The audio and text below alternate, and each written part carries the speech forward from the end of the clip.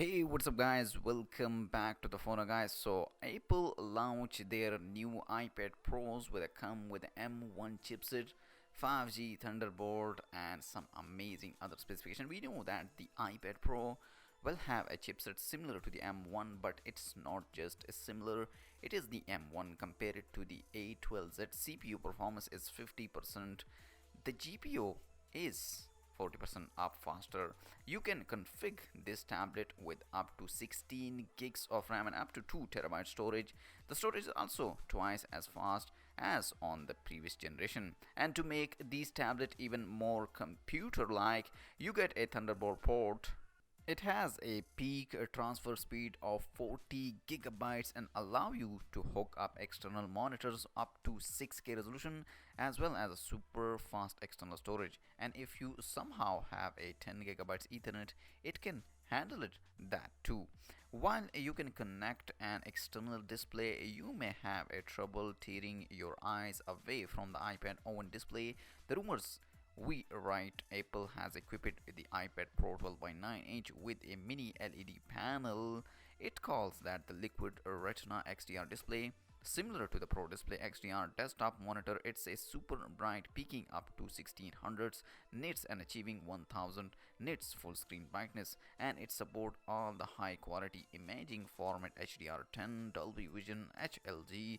The heart of mini LED is a new backlight which consists of 10,000 teeny LED grouped into 2,500 local dimming zones. Both the 11 and 12.9-inch iPad have a ProMotion aka adaptive 120 Hz refresh rate. The 11 panel is an old school Liquid Retina, however, meaning only 600 nits peak brightness.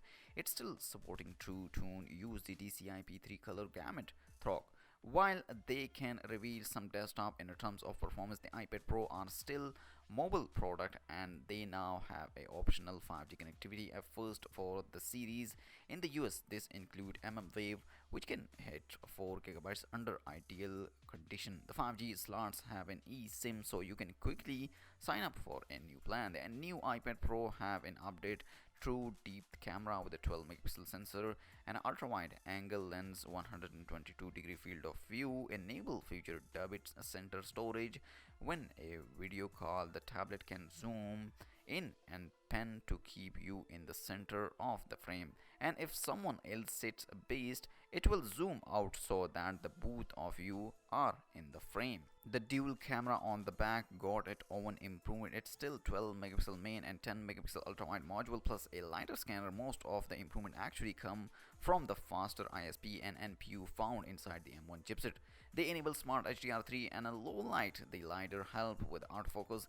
The tablet can also insert digital imagery and keep as a background to create impressive virtual environment. You can pre-order the iPad Pro 11 and 12.9-inch in the Friday. The first unit will be available on a Friday.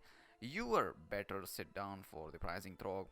This is the pricing. The new iPad Pro 12.9 is start from a 1105G connectivity, so it's 200 on top of that if you want 5G. These smaller 11-inch models start from $800.